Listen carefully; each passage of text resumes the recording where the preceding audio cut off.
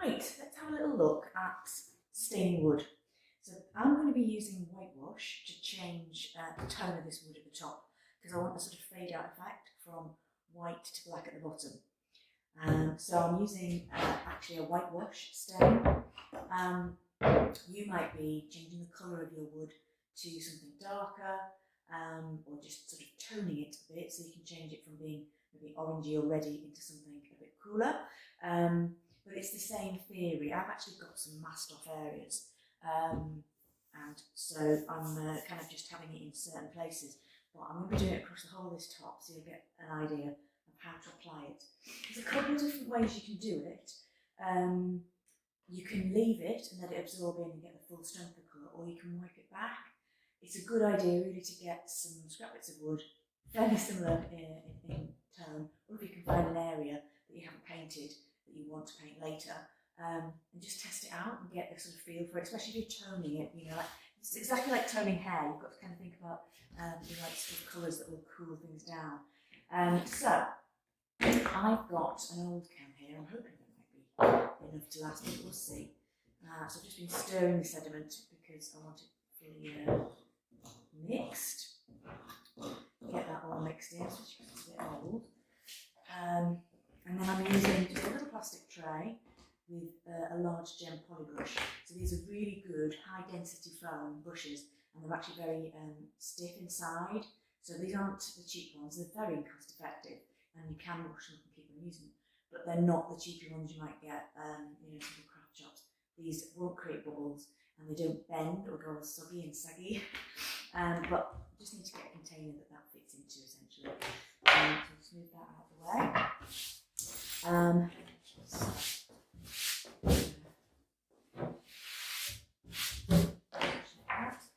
Use a little bit of kitchen roll to wipe back.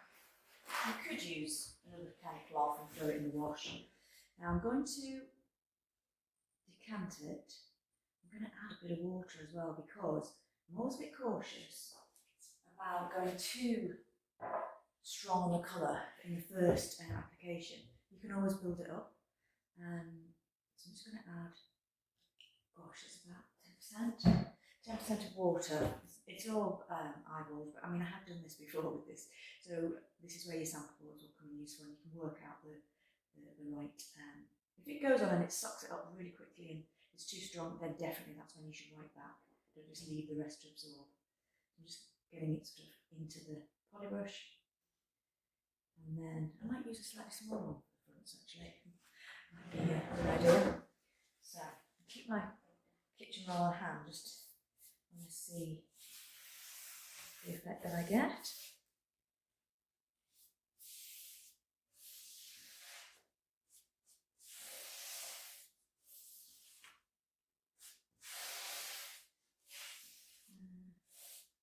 So what I'm going to do with this, I'm just going to wipe it back and see.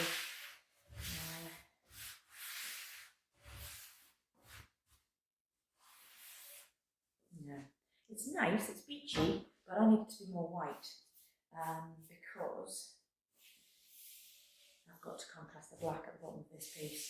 So this isn't just sort of tinting the surface. I do want it to look pretty, not solid, because I want it to link with the wood that's in between. But it does need to look white.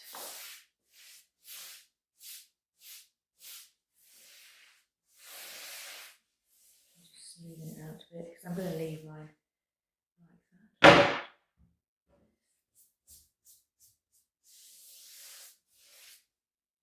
These are really nice to use because they've got a chiseled edge, so it's quite easy to direct and to do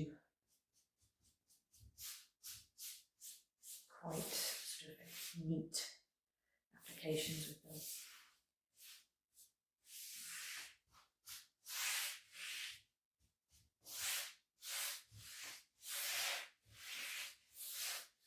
Over that, so I've got a little towards the edge. Because it may be that I only use one application of this, so I do want to get it right. But the good thing is, if it feels too much, just grab your kitchen roll and wipe it back. Okay. Now this is a bit experimental. I might actually just now when I've done it, but it's not white enough, and I might use white paint, but I'm having a bit of a play. Right, I'm just going to get a smaller gel polish.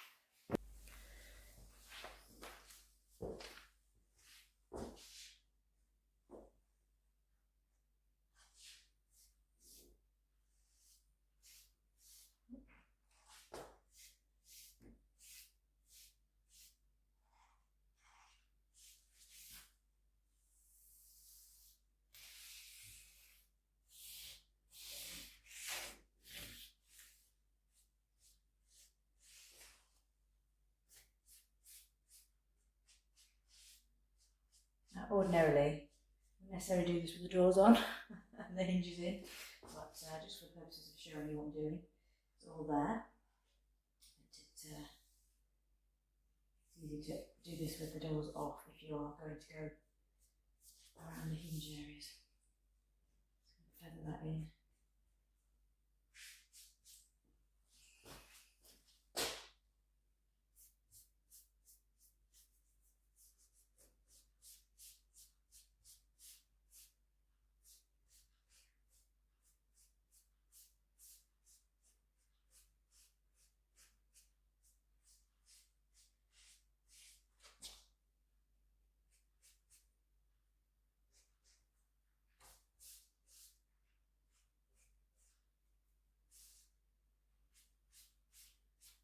Finish it off in the direction of grain actually, because mine has a diagonal grain up at this top section.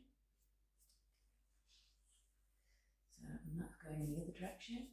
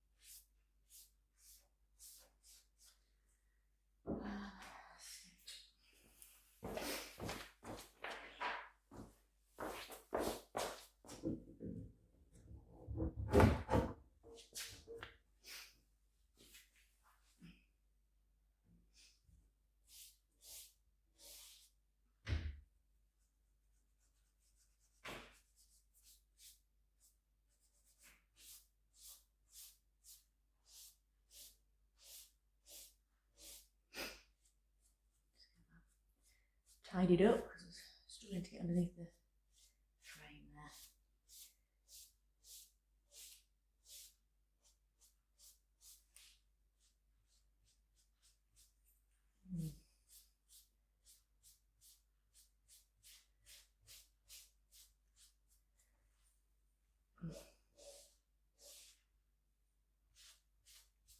Right, that's just looking very even, so I'm actually going to rub it back and then I can just apply it again. A different effect you can get. Try that again. A bit more access into the front. Just do this edge. It's absolutely fine to build up the layers until you get to the colour you want.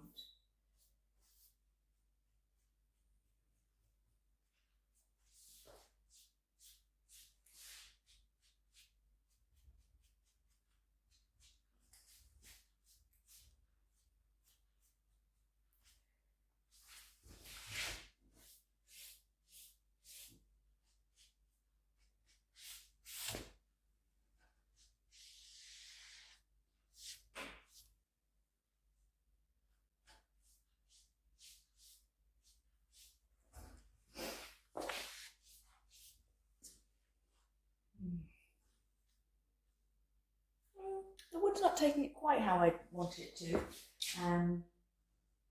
But that's good because I've got a back. Well, it's not that's good. It's good that I've got a backup plan, which is I'll just paint it white.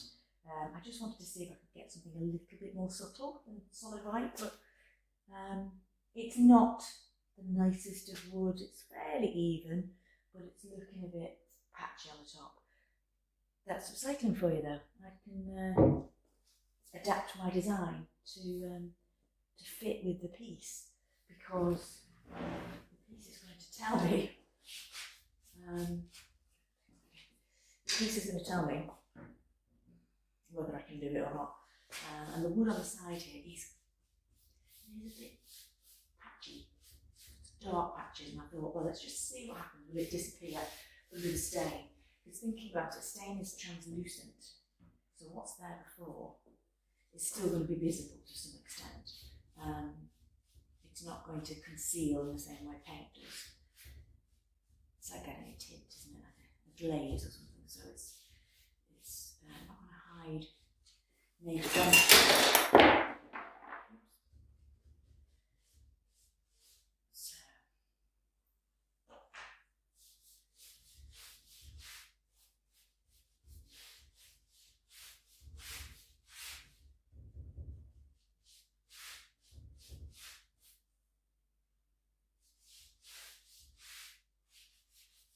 It's also like a lot of furniture. Quite a few different types of wood. This one is yellower than others, and it's different grain, so this can unify things, or it might just come up as different colours. So.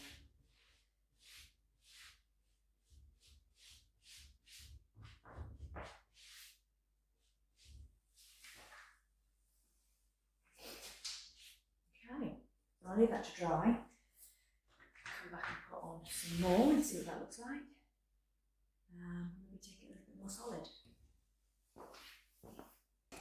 Hey guys, so with my drinks cabinet actually ended up taking the colour back quite a bit. So I actually sanded it back, so it's just ended up with the whitewash in the grain. So I thought what I'd actually do was do a demo with a dark colour, just so you can see how that works when you're staining. Let me just move that back out of the way. So this is a pretty good example actually. This is where I've had to create or recreate the bottom of a drawer. So this here is actually brand new. The centre part here is original, and the sides and the back. But this was actually so rotten and awful that I just had to take it out. And it's constructed by the pieces sliding in and then being nailed across the back. So it's pretty easy to put back together, and all of these needed to be glued. That's quite nice and easy, but it needed the right thickness of wood. It's a ply, and I think, what is it? About 6 mil?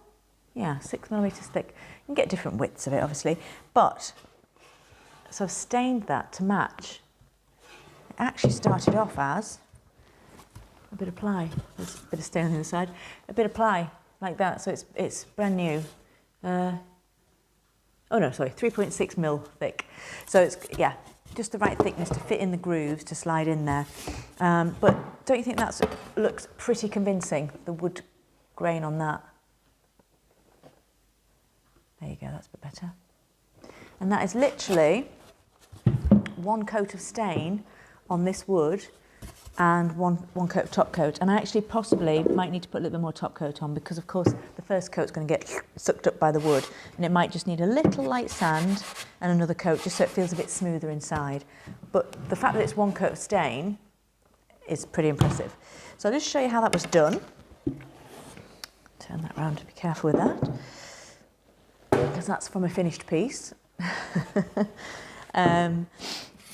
So let's just do a bit of staining on this scrap. So I've got General Finishes water-based wood stain, and this is vintage cherry, which I kind of feel isn't far off the colour of the interior of that piece of furniture, which is a sort of teak colour.